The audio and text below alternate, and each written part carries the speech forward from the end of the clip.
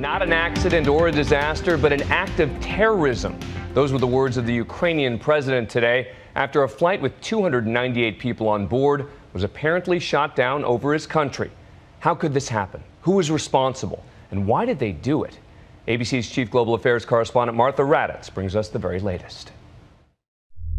It's one of the last images of Malaysia Airlines Flight 17.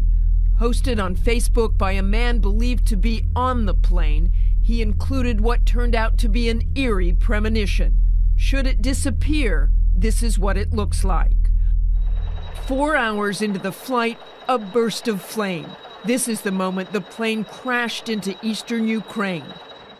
Smoke plumes fill the horizon. Those white streaks, debris from the aircraft littering the sky. As cameras reach the site of impact in the Ukrainian countryside, utter devastation, as far as the eye can see, an apocalyptic scene, leaving no hope that the 298 souls on board survived the fiery crash.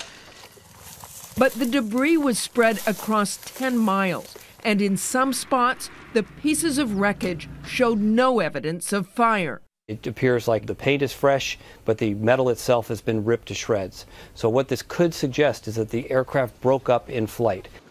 Large pieces of plane with the Malaysian airline colors were still visible, and in the rubble, clothing, passports, even a vacationer's travel guide. And the part that continued on for that 10 miles was the part that had all the fuel in it, which is why you see this massive fireball of almost 20,000 gallons of fuel going up in smoke. Flight 17 took off from Amsterdam just after noon local time, on its way to Kuala Lumpur, Malaysia. The plane crossed into Ukraine, nearing Russia's border. That's when something went terribly wrong.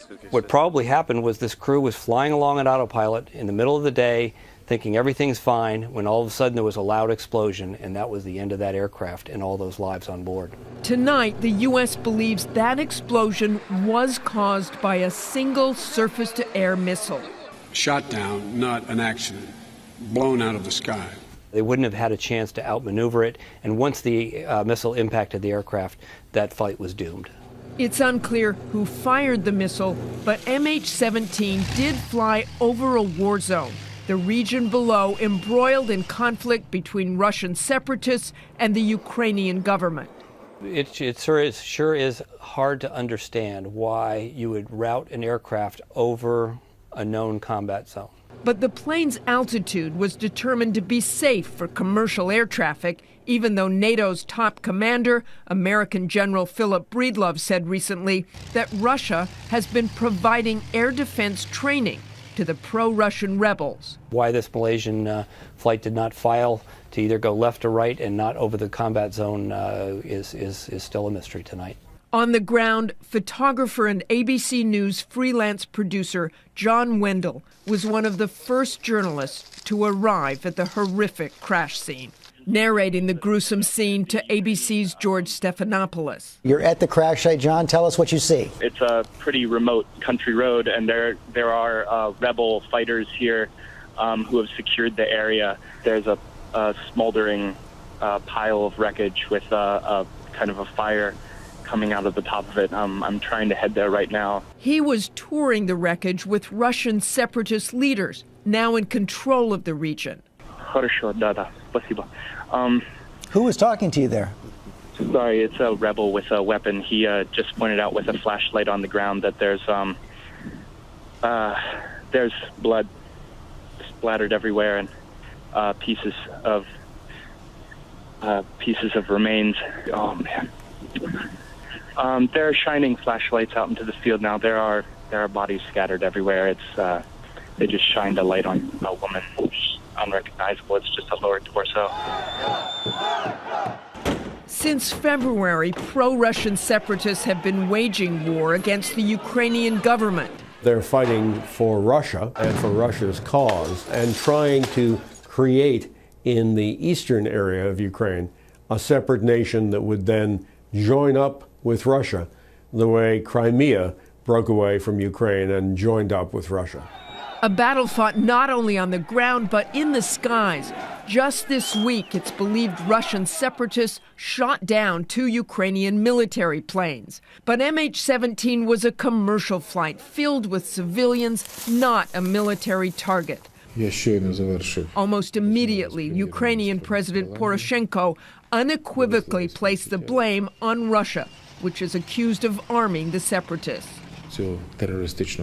saying it wasn't an accident or a disaster, but an act of terrorism.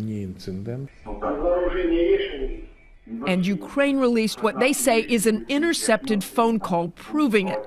In the recordings, men they describe as militants talk about shooting down a plane, later saying it was a civilian plane. I cannot imagine anybody on either side of this conflict wanting to take down a Malaysian aircraft. It was not an accident that they were trying to shoot down an aircraft, but they got the wrong aircraft. The pro-Russian militants deny they are responsible. Somebody, whether it was the rebels or the Russians or somebody else, may have fired a radar-guided SA-11 missile up to 33,000 feet, which impacted this airliner and brought it down, killing all aboard. Authorities believe a powerful missile launcher like this was used to shoot down the plane. So this was not just some small system. This was a very sophisticated surface-to-air missile system. A system that requires extensive training, and those who fired it may not have had enough. Perhaps what happened was that the rebels knew just enough to know how to launch one of these missiles, but not enough how to differentiate between a commercial aircraft and a military aircraft. Today, President Obama offered his condolences to the families of the victims. The United States will offer any assistance we can to help determine what happened and why. And as a country, our thoughts and prayers are with all the families of the passengers, wherever they call home. Families of the victims gathered at Amsterdam's International Airport and across the world in Kuala Lumpur, the flight's final destination. And for the people of Malaysia, it's another devastating loss in less than 5 months after Malaysia Air 370 disappeared over the Indian Ocean. It's a terrible coincidence for the people of Malaysia and for Malaysian Airlines that the aircraft that was shot down today was a Malaysian Air 777, the same type and model as disappeared earlier in the year for reasons that we still don't know about. Along with the anguish, some staggering close calls. You get this sick feeling in the pit of your stomach. We were supposed to be in that flight, and it's obviously, something watching over us and saying, no, don't get on that flight. But around the world tonight, thousands mourn and pay tribute to the 298 souls lost. For Nightline, I'm Martha Raddatz in Washington.